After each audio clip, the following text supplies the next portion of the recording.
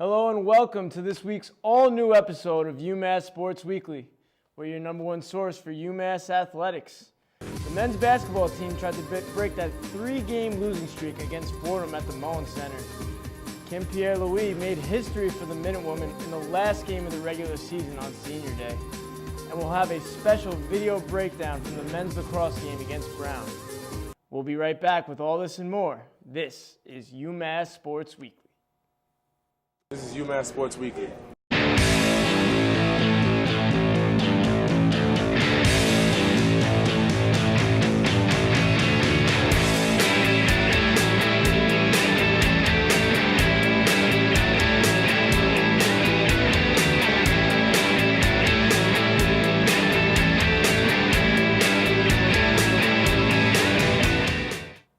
The Minutemen basketball team has been in a slump as of late. They've lost the previous 3 games to Atlantic 10 opponents before their matchup against Fordham on Saturday afternoon.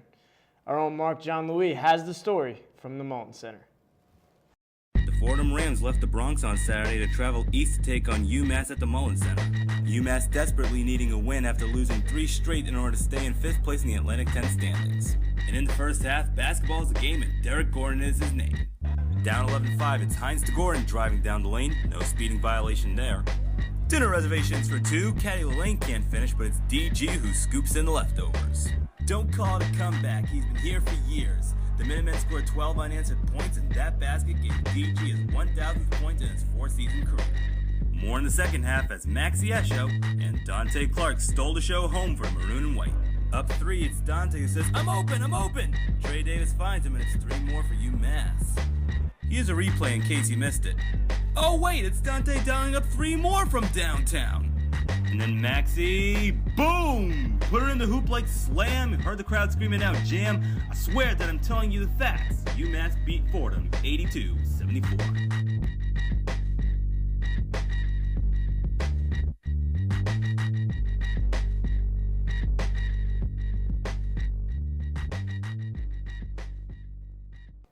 Welcome back to UMass Sports Weekly. I'm here for the basketball segment. I'm here with our reporter, that's Marc Jean-Louis. He was at that game. You guys just saw the footage from that game against Fordham. It's a great win after that tough losing streak that we had. But now we go on to play a team in Richmond who's won 4 straight, as you said. It's a tough game.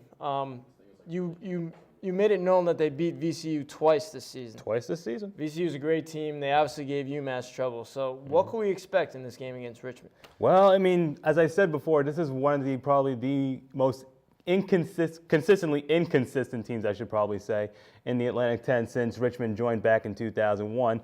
You never really know what to expect from UMass. I mean, not UMass. You never really know what to expect from Richmond as far as whether they'll win the game against Atlantic 10 conference opponents, whether they'll lose the game against Atlantic 10 conference opponents. But one thing I can tell you about this team is that they can actually have a lot of good defense on their team. They're a team that averages around 60 allowed points a game, which is top 40 in the nation, and they average about 7 steals a game, which was top 100 in the nation. And one player that you always have to watch out for this Richmond team, Anthony Gill, one of their backcourt players, just an explosive player. I saw that game against VCU, the most recent one where they went to double overtime, and he was just lighting it up from all corners. So you always got to watch out for him. I saw that game on national television, and Gill was lighting it up. He can shoot from the outside, and he can get to the hoop too as well against that VCU defense. Oh yeah, definitely. So now we're going to do something special here. We haven't done this before. This is going to be an over-under segment with our expert right here, Marc Jean-Louis. So this is going to be directed at this game against Richmond. 75 points. That's a high number to score. Do you think UMass is going to go under or over those 75 points against Richmond? 75 points against Richmond. I mean, even though this game's going to be at home tomorrow, it's against Richmond. Richmond, they're a team that always gives UMass trouble. So I don't think the crew of Caddy Lane, Trey Davis, and Maxi Escher, they're not going to be able to, just put up a whole bunch of points against like that defense I was talking about in Richmond. So I'm going to say under 75 points. I think UMass will stay around 69-70, even if it's at home, though. I might have to agree with that, just because of the inconsistency of this offense. I really, after that game that they played so well in, I don't see them repeating that against the better defense in Richmond. But now we're going to look at one of those top scorers of the team, and that's point guard Trey Davis. We've seen him light it up from downtown a little bit. You think he's going to have under or over 20 points in this game? 20 points from Trey. Oh my God. 20 points from Trey Davis. I mean, certainly. I understand Trey Davis, he's a fantastic point guard. He's doing as far as I can tell, he's doing a much better job replacing Chaz Williams than I thought he was going to do this season. But really, 20 points from Trey Davis, that is still asking a little bit too much from him. And I don't think that he has that shooting touch just yet to step into that role.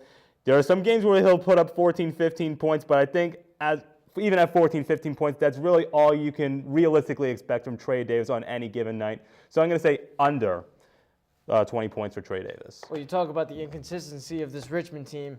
I'd kind of say the same thing about Trey Davis, the way he's a little on and off, the way he could score.